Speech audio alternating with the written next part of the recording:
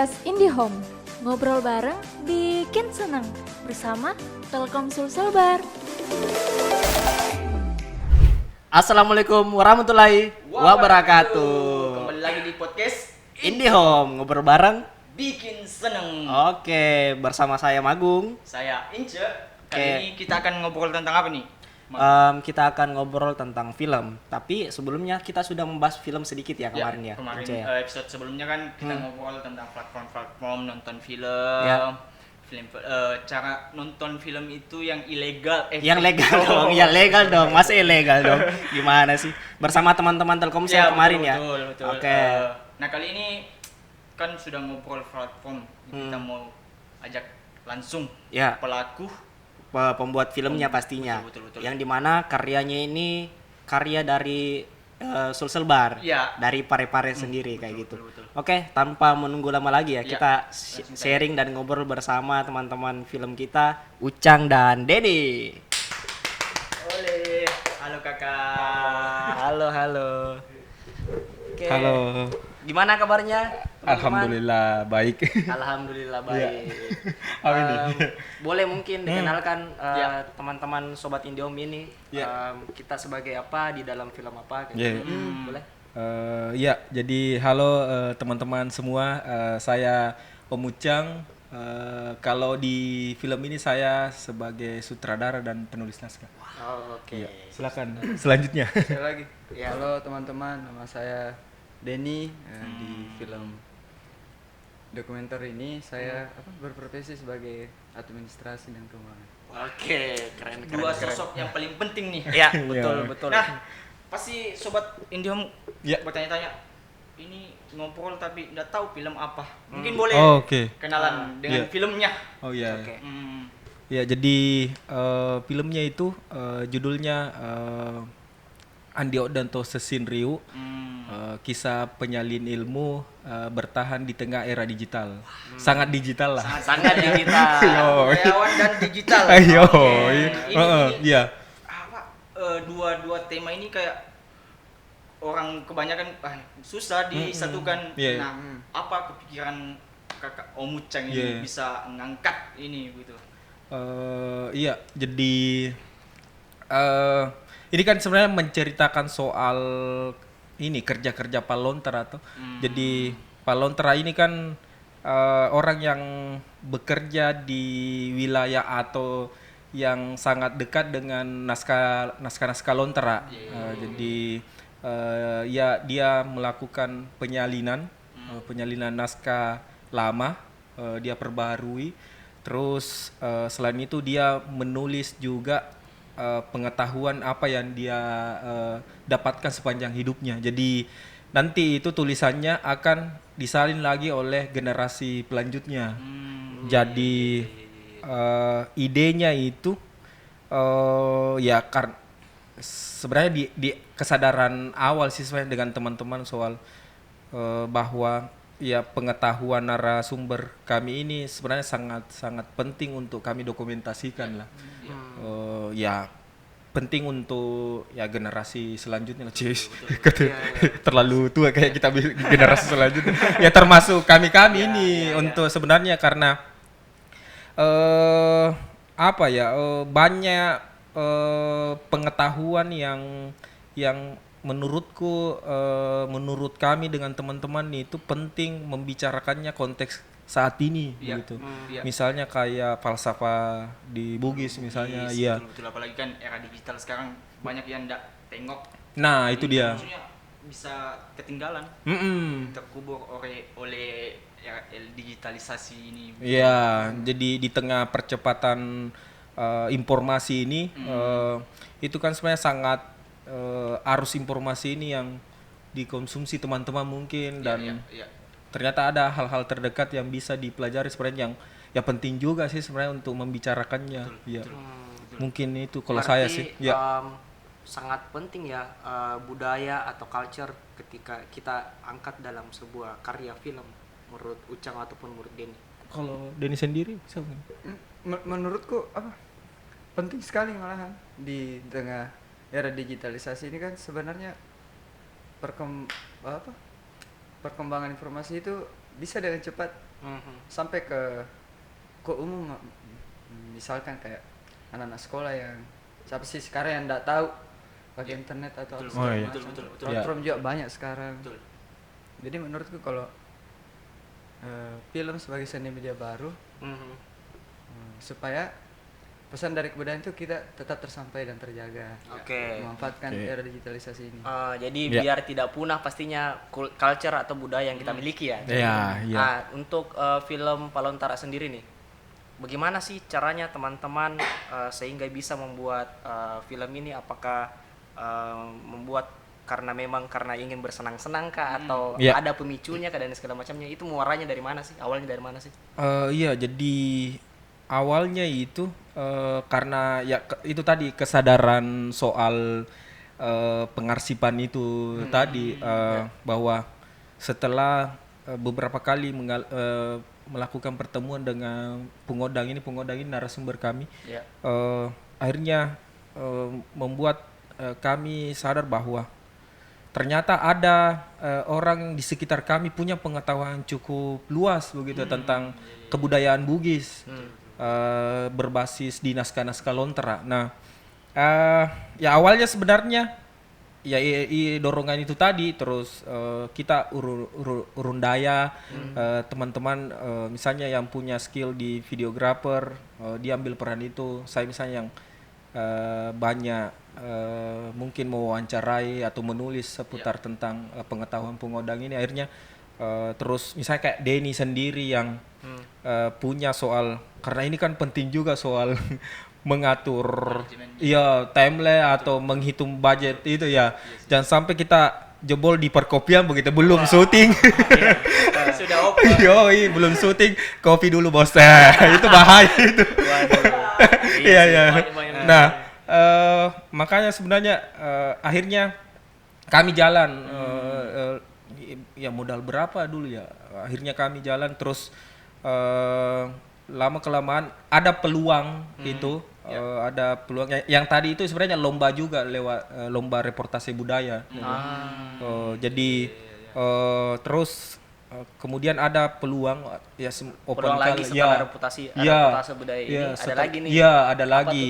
Nah, dari program dari Kementerian Pendidikan dan Kebudayaan, Ditjen Kebudayaan. Nah, dari situ kalau tema yang dia tawarkan sebenarnya akhirnya kami diskusikan dan sangat terkait lah dengan film yang sebelumnya, masuk sekali karena lah. masuk pendidikan dan pastinya juga kebudayaan Iya, di dalam soal materi itu film tuh ini. ada kata kunci soal pemajuan kebudayaan sebenarnya. Jadi ya menurut kami medium film ini sangat mudah diterima menurut kami untuk ditawarkan ke mungkin anak-anak muda di bawah kami mungkin. Dan akhirnya teman-teman dari kru film Palontara ini punya semangat baru lagi karena adanya kesempatan yang baru ini. Iya, ya. Tetapi sebenarnya malah menjadi tantangan sih sebenarnya karena awalnya kita urun dana, urun daya atau masing-masing, terus tiba-tiba kita dapat itu apalagi pendanaan untuk mengeksekusi ini. Nah, itu coba Denny bisa share soal bagaimana sih mengatur beda-beda tentang Kok saya tidak dapat infonya. Nah, ini dari mana ini pendanaannya? Oke. Bisa mungkin diceritakan ke Kak Denny. Iya. Boleh. Bagaimana itu kemarin? Iya, jadi iya. Sebenarnya Denny lagi tidur kita kasih banget. Den, kita mau bikin film besok. Tunggu dulu. Iya, jadi Cuci muka dulu. iya, jadi awalnya itu ya di akun kementerian dipublis, terus kita biasanya kan kalau seperti itu dipublis, terus ada juknis yang kita bisa download, terus kita baca dulu, pelajari soal apa sih sebenarnya tema yang ditawarkan dari kementerian, terus kita coba jahit apa yang bisa kami tawarkan juga untuk dikerjakan. Nah, jadi itu awalnya seperti itu dipublis, terus kami melihat, terus membaca apa sih yang ditawarkan oleh kementerian ini dan ya syarat-syaratnya, administrasi dan lain-lain. Akhirnya kami ya mengupayakan juga mengurus administrasi dan ya kerja film bukan ternyata sekedar itu dia mendokumentasikan begitu ya. Jadi kesadaran di manajerial juga sebenarnya yang sangat Administrasi penting. dan Administrasi itu sangat penting sih menurutku. Nah, administrasi ini terjadi semua dengan terhubung dengan misalnya menghitung budgeting misalnya. Nah, itu urusannya Denny itu yang mungkin bisa menceritakan juga ke teman-teman soal bagaimana sih mengatur yang ya awalnya kolektifan istilahnya mungkin ya teman-teman, terus tiba-tiba ada budget apa tantangannya mungkin atau begitu begini ya. maksudku apa sih kesulitannya atau penting nggak sih administrasi ataupun manajemen dalam pembuatan sebuah film kayak gitu? Apakah kita hanya selalu memikirkan karya toh saja tanpa harus memikirkan yang lain? Kalau dari segi Denny, dari sisi Denny bagaimana? Kalau menurutku sih apa administrasi kan itu sama manajemen itu pola-pola yang dipakai untuk hidup sebenarnya itu. Di kehidupan kita keseharian pun kita harus kita terapkan itu metode administrasi. Nah, kebetulan kan ini dapat dana misalkan tuh untuk membuat film dokumenter panjang atau tentunya dengan ada budgetnya dari kementerian itu. Di awalnya kan saya sama Mucang sama ada teman Wilda yang dari Makassar itu bikin RAB, merancang RAB dulu sebelum lolos ini film di top ini bakalan diterima atau tidak tuh. Tapi Ucang sudah memang riset sebelumnya, sudah dia pelajari sebelumnya. Jadi ada bahan lah setidaknya. Ada bahan yang dipakai. Jadi perancangan RAB itu dirancang semua. Berapa sih budget yang dipakai untuk buat kini film? Nah, jujur saya itu tidak pernah menyangka bahwa ku tahu ini nilainya sebuah film dokumenter panjang dengan nilai sekian misalkan. Kan ilmu baru juga buat saya itu menentukan suatu nilai di RAB dalam pembuatan film. Kan sebelumnya saya kerja hal-hal yang lain-lain gitu berhubungan dengan perusahaan segala macam. Tapi ini segmennya kan kita di perfilman tuh. Dan hal yang eksklusif juga di Pare-Pare khususnya tuh. Yang pengetahuan-pengetahuan seperti ini, tapi ya kan namanya open source sekarang tuh. Ada internet. Saya di rumah pakai kayak di home. Masuk. Ini home Serius bukan enggak begini nih. Kan belajar kita. Dan ada dana memang kebetulan kan kemarin pribadi kita awalnya. bermohon pribadi. Enggak, ini macam masuk kategori apa? Karya pengetahuan. Jadi ada kategori persorangan atau kategori komunitas di dalam pendanaan film itu ya. Kebetulan pribadi saat itunya Mucen toh. Ya kumpul terus di Makassar gitu hari membicarakan terus ini soal RAB, apakah ini cukup, apakah ini, dan tentunya ada asas-asas yang dipakai tentunya kalau merancang ke RAB. Ada pagu namanya, ada pagu anggaran disesuaikan dengan juknis dari program itu tadi. Ya, sebenarnya dan tanya juga teman-teman berapa, mohon maaf ini berapa harganya teman-teman untuk jasa ini, survei lokasi, riset kayak juga. Turun ke di lapangan bilang kira-kira kalau sewa motor ke berapa gitu. Yang wajarnya kan begitu, enggak menebak gitu itu. Kayak Uang pembeli kopinya Nana. Paling penting tapi di Raben enggak ada pembeli kopi. Konsumsi ya maksudnya ya. Konsumsi dia masuk di konsumsi, ada yang disubsidi. Jadi memang sangat penting sekali manajerial dalam pembuatan sebuah film ya pastinya. Pasca produksi pasca boleh mungkin di-share sedikit berapa sih jangka waktunya teman-teman dalam membuat sebuah film, baik itu dari saat persiapannya teman-teman, saat syuting, dan akhirnya dalam tahap editing kayak gitu. Boleh mungkin di-share sedikit? Film dokumenter. Film dokumenter. Iya. Untuk durasi keseluruhan itu sebenarnya 5 bulanan sih sebenarnya. Lumayan panjang. Iya. Karena ternyata merancang film itu bukan hanya di rumit di misalnya menulis naskah atau risetnya. Ternyata yang itu tadi soal merancang RAB, terus manajemen itu, terus membentuk tim, siapa teman-teman yang bisa diajak, terus apalagi pembanding misalnya kalau ada situasi seperti ini apa yang kita harus lakukan. Jadi kita punya perhitungan ke depan lah ketika merancang ini. Nah, belum itu misalnya kayak pas masuk di produksi yang apalagi kan dokumenter banyak peristiwa-peristiwa yang di luar dari yang tidak bisa kita set begitu. Yang tiba-tiba misalnya jadwal syutingnya harusnya satu kota tapi bertambah lagi satu kota. Nah, itu kan butuh kemampuan bersiasat dalam itu ya di manajerial itu ya, dari segi timeline misalnya targetnya, terus budgeting. Dari budgeting pastinya karena ya harus pakai mobil, makan dan lain-lain. Tapi ya mau tidak mau karena sangat strategis atau momen yang ya itu tadi tidak boleh di set itu, ya mau tidak mau kita harus ikut ke narasumbernya. Oke. Dalam proses pembuatan filmnya teman-teman ini di mana-mana saja sih lokasinya, boleh mungkin di-share sedikit? Iya, betul. Dalam proses riset kah, dalam proses syuting kah, atau apapun itu? Jadi waktu kami sebenarnya mulai mendiskusikan untuk membentuk timnya itu sebenarnya kita di 2 kota begitu ya. Jadi lewat Zoom meeting kadang dikerjakan karena ini kayak era digital tuh. Apa mau melalui internet? Apalagi stabil jaringannya. Betul. Sekarang itu kerja lepas ini kan ya bisa dikerjakan di mana, yang penting kita bertemu di Zoom dan jelas timelinenya. Nah, waktu mulai merancang itu mendiskusikan persiapannya itu ya Denny di Parepare, terus saya sama Wilda kebetulan lagi di Makassar. Terus kalau ada waktu juga kadang bertemu bertiga di Makassar. Nah, untuk risetnya karena subjek kita sebenarnya narasumbernya di Parepare. Jadi saya banyak menemui di kota Parepare tempatnya dia beraktivitas. Jadi dia punya komunitas dan saya banyak menemui dia di situ. Terus untuk lokasi syuting itu kita syuting di Wajo, terus sama Palopo. Selebihnya di Parepare. Menarik ya.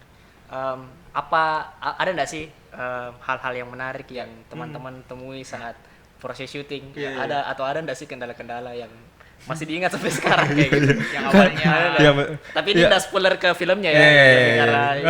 Denny sendiri coba ada. Saya jarang intens sama teman-teman pada saat syuting sebenarnya. Yang tantangan sih palingan. Biasa kalau harus kumpul jam 8 misalkan tuh. On time-nya ya. On time ya teman-teman. On time teman-teman. Alhamdulillah. Ada sudah di namanya simulasi tak di kepala tuh bakalan begini kan nanti.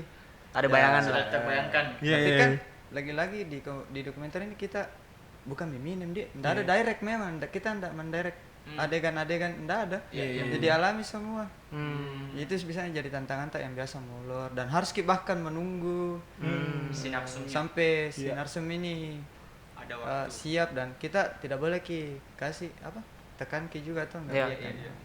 Itu kan beliau juga jadi narsum tak begitu, dan ada 5 narsum.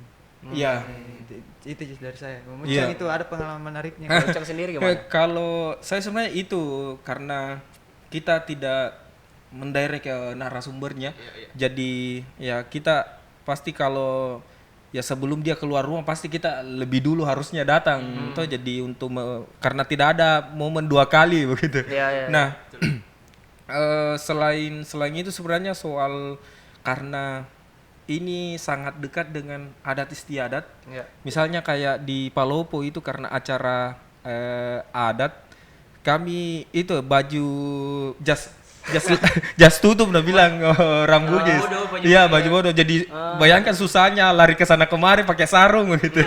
Pakai sarung dan harus masuk begitu pakai songkok terus raca. Harus kejar momen kayak gitu, momen gitu. Iya, jadi itu mungkin tantangannya. Selain itu ya karena ya kita anak-anak muda yang di belakang ini kan maksudnya sudah jarang menjalankan adat istiadat dalam artian dalam hal bertutur misalnya dengan orang tua, terus apalagi ketika memasuki wilayah adat istiadat tentu kita harus mengikut begitu. Nah, itu mungkin yang menjadi tantangan karena apalagi harus belajar lagi. iya, misalnya dan secara tidak langsung kembali meriset pas di lokasi sih, misalnya banyak misalnya kayak kita kemarin ada momen wawancara yang sebenarnya toko dan itu saya harus bertanya sama termasuk ke narasumber soal misalnya bagaimana caraku nanti menjawab misalnya apa yang harus saya ucapkan,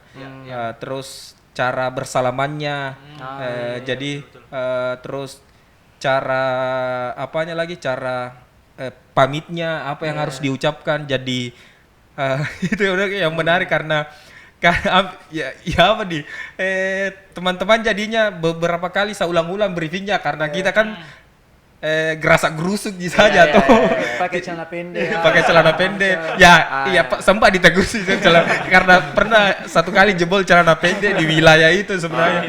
Akhirnya ditegur, waduh iya juga jadi sih. memang sangat penting adab dalam ada istiadat yang masih berlaku ya. Penting sekali, apalagi di Palopo ya. Narasumber kita ini kan orang yang menjalankan dan orang yang dimintaki kadang bukan kadang sih, memang dia jadi kayak tokoh budaya yang sering dimintaki soal adat istiadat begitu ya, pandangannya. Nah, tapi menariknya karena dia sangat terbuka juga, kritis juga. Jadi kita tetap bernegosiasi. Misalnya kalau kami yang bukan di wilayah tertentu, misalnya di tempat nongkrongnya dia menerima juga. Misalnya kalau kita pakai celana pendek misalnya, lingkup. Jadi pinta, itu juga. Adalah beberapa momen atau beberapa tempat yang memang kita harus mengikut. Nah itu dia. Dan dia menekankan itu. Oke, menarik sekali. Jadi seru sekali sih ya pembuatan film dokumenternya teman-teman ya Inca. Selama 5 bulan ini, wah kalau saya sekali. Semoga sih. Semoga. Oke, 5 bulan itu sudah masuk riset, produksi dan editing juga enggak sih atau kalau total editing sampai ngedit? Iya, hampir setahun lah bisa jadi. Iya, hampir sih sebenarnya karena ya, dari risetnya, terus itu ya, merancangnya, Oke. Dan pada akhirnya film ini apakah siap rilis atau bagaimana? Alhamdulillah, insyaallah siap. Insyaallah siap. Iya. Boleh mungkin di-share ke teman-teman. Boleh di-share kepada teman-teman, kepada sobat IndiHome yang penasaran mau nonton. Gimana sih tempatnya kita mau nonton film Palontara ini? Oh iya, jadi halo teman-teman semua. Jadi jangan lupa nonton film tentang Palontara. Jadi judulnya itu Andiot Danto Sesin Riu, kisah penyalin ilmu bertahan di tengah era digital. Akan tayang dan akan diumumkan lah di akun film Palontara bulan ini. Ya, ada Instagramnya di @filmpalontara. @filmpalontara. Jadi teman-teman yang penasaran pantengin. Betul. Jangan sampai saya sebut tanggal di sini mengedit kira-kira. Molor. Nanti di blur. Oh iya. Oke, terakhir nih Ucang dan Denny. Pastinya selalu pertanyaan yang template. Buru-burunya terakhir. Buru-burunya. Apa harapannya film Palontara ini untuk teman-teman yang menontonnya? Iya, betul. Iya, kalau saya sendiri dari Denny dulu dah. Selaku ya. ini pelaku administrasi. Saya tidak berharap lebih sih sebenarnya. Cuman mau kalian bikin karya lagi. Wah. Oke. Berarti itu harapannya. Untuk Kurnia sendiri, tapi untuk penonton? Iya, untuk semua. Untuk semuanya. Jadi semuanya inspirasi, maksudnya jadi inspirasi yang sudah nonton, inspirasi buat teman-teman. Bikin karya. Oke. Bukan aja bikin karya. Keren sekali ya. Iya. Sama kita nanti juga. Amin. Kita semua lah teman-teman IndiHome dan semuanya ya. Produsernya Inca. Sama sponsornya IndiHome. Amin. Bisa dibicarakan. Bisa bicara. Boleh. Oke, untuk Ucang sendiri? Kalau saya sendiri sebenarnya yang paling saya syukuri sebenarnya karena kami akhirnya berhasil mengerjakan film ini lewat apalagi timnya itu teman-teman sekitar begitu ya. Teman-teman nongkrong, teman-teman begadang, teman-teman minum-minum kopi begitu. Yang ternyata kalau dikerja serius ternyata kita bisa bikin film sebagus inilah bagi kami. Jadi dan pastinya ya itu tadi kami sudah mungkin mendiskusikan juga bahwa kami mungkin akan banyak mulai mengerjakan juga di bidang ini kemungkinan, dan kalau harapannya sih sebenarnya kami berharap film ini menjadi pemantik buat teman-teman untuk ini menelusuri mungkin ya lebih banyak lagi, menjadi pintu untuk menelusuri tentang kebudayaan masyarakat Bugis mungkin. Jadi film ini meskipun mungkin tidak bisa mengakomodir banyak pengetahuan pengodan, tapi setidaknya kalau ada teman-teman di luar sana yang ingin mempelajari misalnya tentang naskah-naskah Lontara, bisa jadi salah satu referensi untuk lewat film ini nantinya, dan menjadi pintu masuk menelusuri lebih luas lagi. Jadi kami berharap, dan pengetahuannya dan kesadaran mendokumentasikan teman-teman juga sampai begitu. Jadi itu harapan kami sih. Nggak ada kayak suara keyboard sih. Nanti dikasih sound sedih di sini. Sama-sama sedih atau tegang gitu. Oke, jadi memang sangat penting sekali menjaga dan melestarikan budaya kita agar tidak mati pastinya. Oke. Terima kasih kalau begitu. Terima kasih atas waktunya, Ucang. Terima kasih jangan tangan ya. Terima kasih teman-teman kru dari film Palontara. Mungkin kita closing ini, Cak. Masih mau cerita tapi kita cerita di belakang layar. Biasa sekali. Makasih. Apalagi kan film dokumenter jarang orang buat.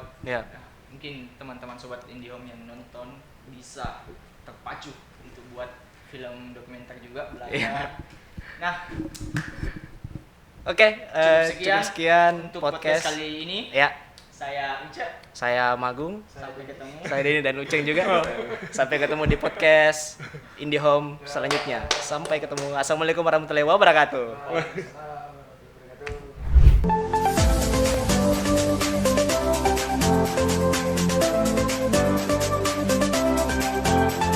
Podcast IndiHome, ngobrol bareng bikin seneng bersama Telkomsel Selbar.